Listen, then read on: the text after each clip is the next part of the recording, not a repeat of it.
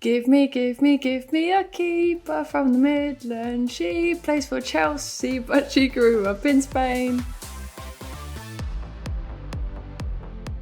Hello and welcome to We Are Chelsea, the official podcast of Chelsea Women, brought to you in association with Skoda, who are the official car partner of Chelsea Women and proud supporters of women's sport. I'm Caz De Moraes, and part of the reason for doing this podcast is to inspire the next generation of players, but also give you all an insight into what it takes to reach the very top. We're going to find out how it all started with the biggest stars from the Chelsea team, their origin stories, what inspired them to get into the game, and what setbacks they have had to overcome along the way. Today, I'm very excited to be joined by goalkeeper Hannah Hampton. Well, Hannah, thank you so much for coming onto the podcast. How are you today? Yeah, I'm good, thank you. You? Yeah, I'm okay. I'm not too bad. Everything's always better when the sun's shining. Yeah, definitely. So I want to start with you a little bit on your early life. I know that you've talked about this a lot, but we want to hear it on the podcast. You've emigrated from Spain, to Spain even, from Birmingham when you were just 5 and eventually scouted by Villarreal youth team. So I think you've taken quite an interesting path that not many other players have. How did you get into football and what was the story behind you getting scouted? I think just in Spain, it's quite normal for the boys and the girls that obviously play times at the end of the day to play sports together on the playground. And obviously in Spain, the big thing is football. So a lot of times everyone was just playing football on the playground. And yeah, I thought, let's go join in, let's have a bit of fun with my friends and stuff. And before we even moved to Spain, I was obviously kicking a ball around, chasing around all the balls when you're a little kid, and sat on the side of my brother's sports matches, being too young to play, moaning with my parents, being like, I want to go join and all this. So in Spain it was just normal. So I joined in with the lads, and the school that we were at was like the main school in Villarreal. So all the men's players sent their kids to the school. Okay. So at the end of the day, they would be there picking up their children, so they would see all of us playing on the playground, and they came up to myself and was like, you should trial for Villarreal and see how it goes. So yeah, I did. Oh, wow. Didn't expect much of it. Do you remember which player it was? Yeah, it was Fabio Fuentes. His daughter was in my class. So it was him who came up to me at the end of the school day one time and said, you should go trial. And when I first moved there, I didn't know any Spanish, so he was speaking foreign to me. So I had to get at the time one of the translators to translate it for me and for my parents. So yeah, and I remember once I'd had the trial and you had the phone call whether or not you'd been picked to obviously be in the club or not. We were driving out the school gates once, and my mum just got a phone call, and it was a Spanish number, and she answered it, and they were just speaking really quickly in Spanish. Didn't have a clue, so she stopped the car behind, which was another teacher from the school who could obviously speak both English and Spanish, and she translated it for us, and that's how I found out if I was in the club or not. Oh my gosh. And have you maintained any contact with him since? Fabio Fuentes, no, but obviously his daughter and all my school friends and all the friends that I made when playing football over in Spain, so that was nice. And do you ever say, your dad should be a scout? He was absolutely right. Look where I am now. I mean, it's not really ever come back up into conversation, to be honest, in terms of her dad scouting me. But it's just nice being able to stay in touch with all the Spanish lot. So we just speak about all the stuff we used to get up to in school rather than her dad scouting me. Okay, fair enough. And you obviously can speak Spanish now. Do you think that comes in use with some of the players coming in overseas? And have you found it, I guess, especially useful with maybe Myra in particular? Yeah, I was laughing last night with Myra at the awards night because obviously she didn't know any English when she first came over, so I've been the translator for her, in meetings and everything. But It was funny because when obviously we first knew we were getting Myra, a few of the staff came up to me and was like, oh, we're getting a new player. She doesn't speak any English, just Spanish. So we were just wondering if you could help out with her. And it'd been a while since I'd obviously last spoken Spanish. I was thinking, oh my gosh, I've got to remember it and all this, that and the other. And then by the time they told me this and I was upstairs and I walked downstairs, Myra had just walked through the door on her very first day. So I was like, oh, so you want it like this soon? You want me to be able to speak Spanish again? So I was like, right, okay. And one of the staff was with Myra, like obviously welcoming her in, and we're like, oh, Hannah, perfect timing. You can speak Spanish, like come say hi. And at the time I was learning Italian.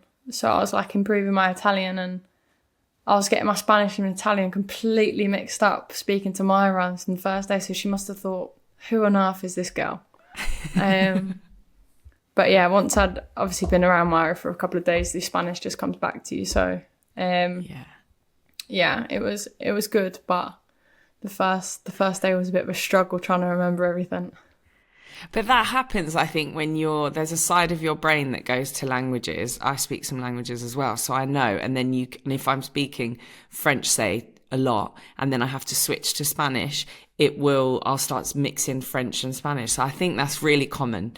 Hopefully she didn't think anything of it. And then, like you said, eventually it all comes back. And it's fine. I mean, it still happens now because I'm still like messaging my friends in Italian. So I'm writing in Italian, but then I'm trying to speak in Spanish, and I'm trying to listen to her in Spanish and reply in Spanish, whilst replying to all the messages in Italian. It's just like, what is going on? I love that. Why did you choose to learn Italian? Just another language. Keeps me something to do most times after training. Obviously, when we're finished, I think people realise I'm not really a person who can just sit around and do nothing. I've got to be able to do something. I get bored quite easily. So yeah, it's been quite nice being able to learn Italian and knowing other languages as well. It's quite easy to pick up. It's quite similar. So, and I have friends who are Italian anyway, so it's quite nice being able to speak to them rather than expecting them to speak English. Yeah, that's amazing. I feel like that's not the norm in Britain, though. People don't just naturally, as a hobby, want to speak other languages. So it's great that you're doing that, and you can communicate with even more people. So very interesting. And I don't know if this is right, but I read that you also can communicate in sign language. Yeah, I know a little bit of sign language. Why did you decide to learn sign language? My cousin's deaf. Okay.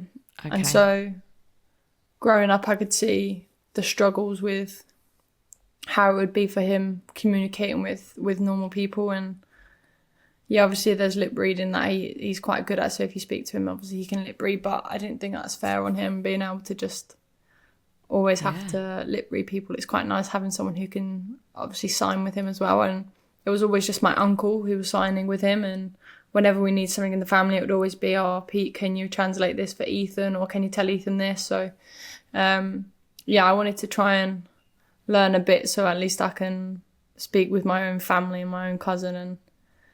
And I also know when it's out in public and the one odd person is able to sign, like how much it made Ethan happy. So just being able to see the joy on his face that other people who aren't got hearing disabilities are still learning sign language is quite nice. So I thought if I can do a little bit like that, that's it'll go a long way for certain people.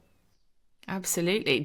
Have you found that if you've communicated with somebody who's got a partial hearing or a hearing impairment, when they're a fan and they maybe don't know that you can communicate, and then you started communicating, can you see that they're just like, oh my God, yes, Hannah? Yeah, you can tell when people are not struggling but don't know how to say what they want to say. So there's been a few times when I've stepped in to assist, and you can see the smile it brings to their face, and seeing the smile on their face like makes me happy. So if I can help anyone in any way, then I'll try and do as much as I can. Oh, that's brilliant. Going back to the football now, I know that you originally played as a striker. When did you make the transition into goalie, and who helped you realise that was your calling? I'm guessing, is it that in Spain everyone starts off as a striker and then slowly moves like into different positions? No. In Spain I was always a striker, a winger, midfielder, wherever they wanted running, I'd be there because I enjoyed it. And even when I moved back to England and I was at Stoke, first I was still a striker or a winger, and it was only when I think I was like 12 and a keeper got injured in the warm-up, I said I'd volunteer to go in goal like you do your round. That everyone goes around and takes their turn. So I thought, yeah, it's my turn, so I'll go in goal. And after the game, there was an England scout on the side that said, we'll want you as our England goalkeeper. So I thought nothing of it at first. I was like, that's not a position, no chance. I never said it to them. Like, my coach obviously told me, and I was just thinking, nah, we'll brush it aside, or we'll decide what to do in a couple of weeks. But the week after, it was another game, and another scout came to watch, and I was playing outfield, and they said, we'll take you as our England winger or England striker kind of thing, like as an outfield player. And that was it, and just had to choose. And I thought, let's have a bit of fun with it. I'll play in goal for England, but I'll play outfield for Stoke still. So I did that. I mean, I went to a England camp when I was 12 as a goalkeeper, and I didn't even have any clue about goalkeeping, so that was fun. And then I don't think I properly made the switch to goalkeeper until I was 14. I think I did like 2 seasons at Stoke when I was just playing outfield, or I'd play like half game outfield, half game in goal, so I was guaranteed 90 minutes every single week. So nice. Yeah. Being smart with it. Yeah, you have to. And I guess when you were younger, was there what was the difference in your mentality of being a goalkeeper compared to an outfield player, and compare that maybe to now? I just like scoring goals and running. That was my only reason of not wanting to go in goal. Fair enough. You wanted all the glory when you were little. Not even now, the glory. I just enjoyed running, and I thought goalkeeper, you don't get a run, so... Yeah. And now the tables have completely turned when you go professional, who's like running, no thanks, I'll stay in goal. Yeah, I was going to say, what is it compared to now that you're a professional? Now, to be fair, I do try and push the boundaries a bit with the fitness with the staff, and they tell me I have to calm down, but we try. You've got to push your luck at sometimes, haven't you? Yeah, absolutely. I also read that you were told by doctors that you had some issues with your vision. Yeah. And perception in particular. So as a goalkeeper, or even as an outfield player, like I'm assuming that sight and depth perception plays a major part.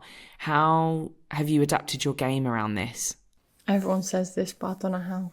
Oh, really? I guess because it's super interesting. I guess I've just had to put up with it, so you have to just get on with it. Okay. It's not really ever been something that I've had, so I don't know what it would be like if I did have it. Do you know what I mean? So, yeah. No, it's just I get on with it. If there's been a few times in the past when you'd get like a few bloated noses and stuff when you've misjudged the ball, or a few broken fingers when the ball's caught it wrong, and yeah, you just have to deal with it. But yeah, everyone says like, how are you a goalkeeper with no depth perception? And I have no idea. I don't get it. I'm a bit of a weird situation, but it's worked, so we'll take it. It absolutely has worked. Now, a little birdie's told me that you love a game of Uno when you're travelling.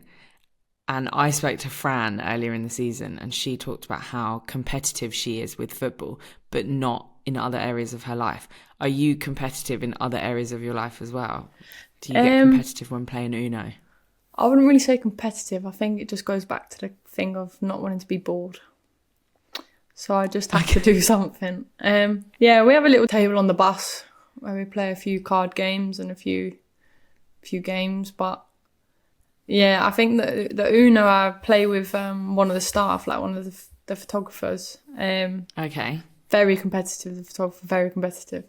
And like, I've got it all tallied down on like scores and points and everything. I mean, I am winning, so she's losing by quite a lot, which does give a head loss sometimes. But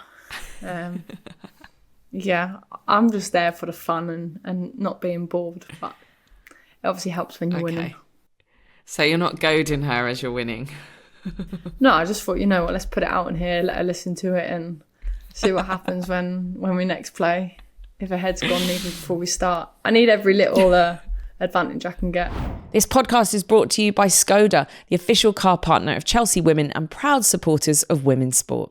Whether you're playing five-a-side after work, cheering the kids on from the sidelines on a Saturday morning, or gathering with your mates to watch the big leagues at the weekend, Skoda's the perfect companion for your everyday adventures. Zip around town in the fully electric Enyaq, or give the squad a lift home in the all-new 7-seater Kodiaq. There's something in the range to suit teams of all shapes and sizes. Don't just take my word for it. Search the Skoda range today to jump in and see for yourself.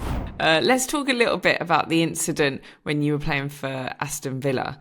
But for those who, lots of people have probably seen the ball boy incident, but for those who haven't, can you give us a bit of a rundown of what exactly happened?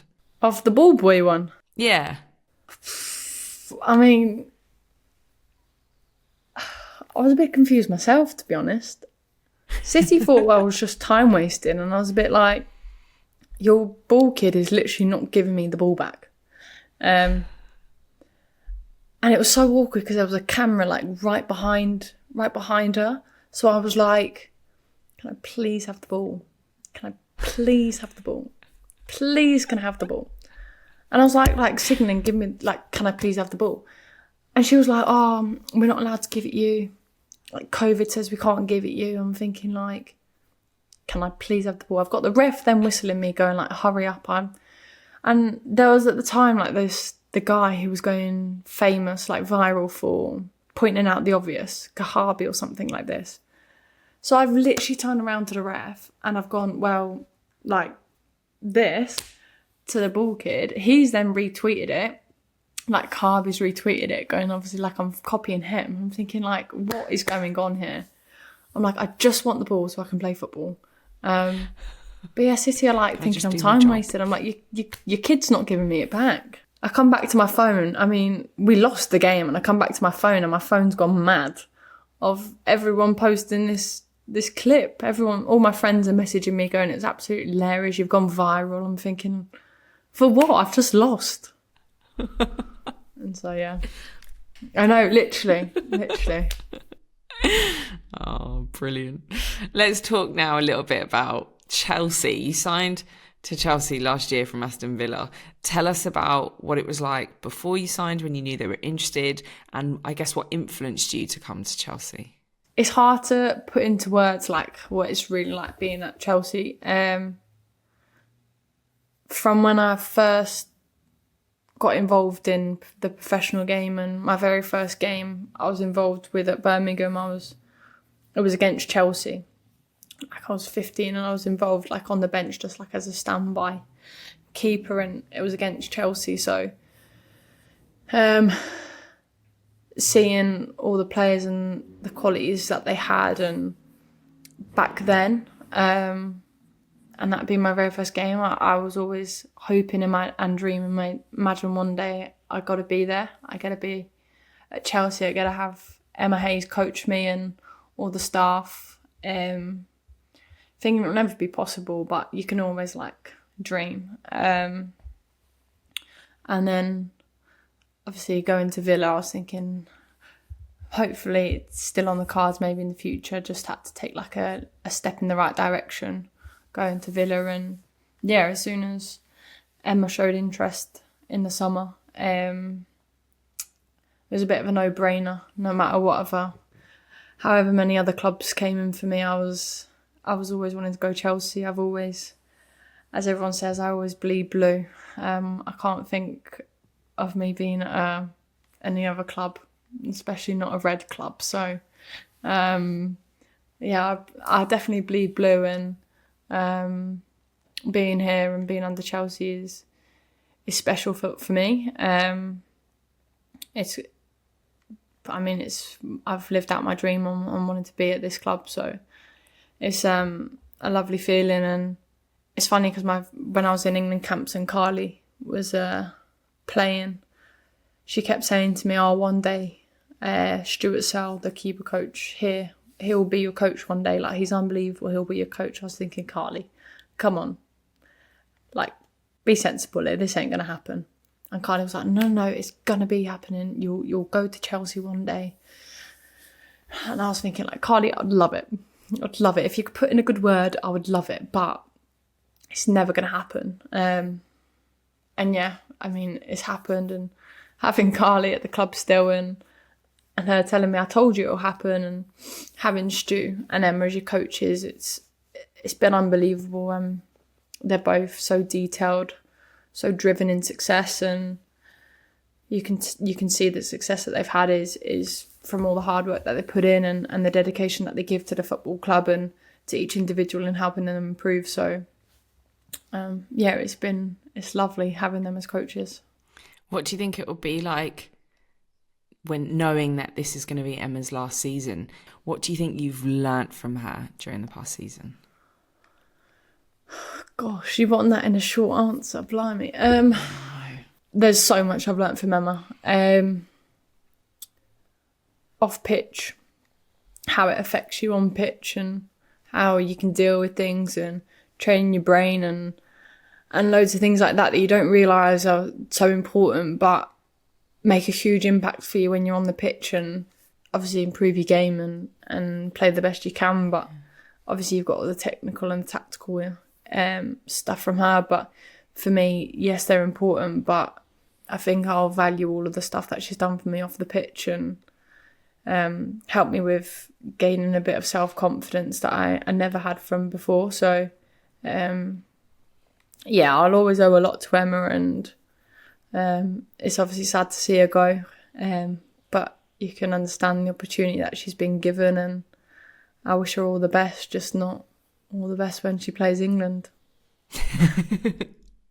Well, touching on England, very briefly, let's talk about winning the Euros, and can you even sum up what that felt like? Yeah, it was an unbelievable summer. I think it was made even special by the fans' engagement and how much everyone got involved. And we might have been in our little COVID bubble, but you definitely saw all the videos from afar, and people going to the pubs and watching the games, or people out in the gardens watching the games, and little things that are going on. So it definitely gave us the push that we needed to go all the way and win the tournament. It will obviously always be a special moment, and I just hope we can recreate it again next summer. And just hope I can contribute in a different way this time. Now, talking a little bit about social media, I've seen on the Chelsea Women's TikTok, I've seen you singing your Gimme, Gimme chant. Yeah. Did you come up with that yourself? No, everyone thinks I've come up with this myself. I'm thinking, like, I'm sorry, but I'm really not that sad to make up my own chant. Like, I was thinking clever. I wasn't thinking well, everyone's like, it's so sad that she had to make up her own chant. I'm thinking, trust me, if I could have made up that chant, I would have been buzzing with myself. So, no, I didn't make it up, but it was when I was at Villa, and everyone was like, she plays for Villa, but she grew up in Spain. And then it was like, number 1, her name is double H. So it's just like changed from Villa to Chelsea, and number 1 to 24. Okay. But everyone's like, she's made up her own chant. I was thinking, I really haven't. I wish I did, because it's a great catchy chant. But well, I was going to say, for those who don't have TikTok and haven't heard it, can you give us a little chant rendition now? I knew that was coming. Come on, we love to hear it. Go on. You've got to join in. Okay. Do you know it? Well, let's hear it. Maybe I do. Maybe I don't. Oh, you can't stitch me up and just get me to sing my own chant. People think I've made it up again. I actually thought you had, and I was like, she's brilliant. This is such a good chant. No, I wish I did, because it was a great chant. I would claim it. If people think it, just claim it. Right, come on. Give me a keeper from the Midlands. She plays for Chelsea, but she grew up in Spain. Give me a keeper from the Midlands. 24, her name is double H. Da-da-da-da-da-da. Hey, it's so good. I would totally claim that I made it up. It's so catchy, and I was thinking, whoever's made that up is like unbelievable. Like, you've done well, but yeah, I wish I could take credit for it, but I'm also not that sad to make up my own chant. Sorry, guys. I don't think it's sad at all, by the way. At all. Who do you think at the club has the best chant? Oh. And does it help you when you hear chants during a game? Yeah, we do love a good chant. Like on the pitch, obviously it's encouraging. When you're off the pitch and you hear the fans singing it, it gives you a smile to brighten up your day. So even the other day against Bristol, loads of us on the side on the bench were joining in with the fans' chants. It gets you going. We love them. I mean, everyone's going to think I'm biased, but we definitely have the best fans. So we join in with them whenever we can. Well, I especially do anyway. I love it. Hannah, I've got some listener questions for you. We ask them to email in their questions every week. And Banny is asking, who is your funniest teammate? I'd say when Samka, Millie Bright, Erin and Guru get together. Those. Yeah, I've seen the TikToks of those four. They're very funny. Osmond is asking, what has your favourite match been this season? Just because it's everyone will like it, I think, when we beat Arsenal at home. Yeah, I'm sure that was a very good one. But there's a few contenders. I like it. Maybe Barcelona too? Yeah, Barca, Man United at home. Yeah. A few. Imi is asking, have you taught any of your teammates any Spanish? And if so, who has picked up Spanish the best? Ez is learning Spanish. Okay. Yeah, Erin's learning it. Millie's doing some Duolingo, and each day we teach her a new sentence. Me and Myra teach her a new sentence. So there's a few who know Spanish already, but there's a few that are learning it. Ah, that's good to know. What was Millie's sentence today? Estoy una jugadora de Chelsea. Ah, I'm a Chelsea player? I'm a footballer for Chelsea. For Millie, who I know will be listening, what is your impression of Millie speaking Spanish? Oh, it's the Spanglish accent. It's like, estoy jugadora a Chelsea. She's not yet quite got the accent. Like, even when we went, like, tough, obviously for her to say, mi llama Millie, like, estoy bien, gracias. Like, she didn't have the accent. She was just like, me llama Millie, soy muy bien. And we were like, okay, Mil, we can understand you, but, you know, we might have to work on the pronunciation. A little bit like the bridesmaid speech when she just starts going. Literally. I mean, it's the effort of learning that counts. It is the learning. We love you, Millie. We know you're listening, and we think your Spanish is great. Keep going. We love Mills. Hannah, you've had a great season. How are you feeling about your future in blue? And can you sum up the excitement or feelings ahead of next season? Yeah, I mean, from the day I signed for Chelsea, and I think I did all my media photos before I actually signed the contract. I was that happy to come here, and from that day I'd had a huge smile on my face from ear to ear, and I don't think it's left from the whole season.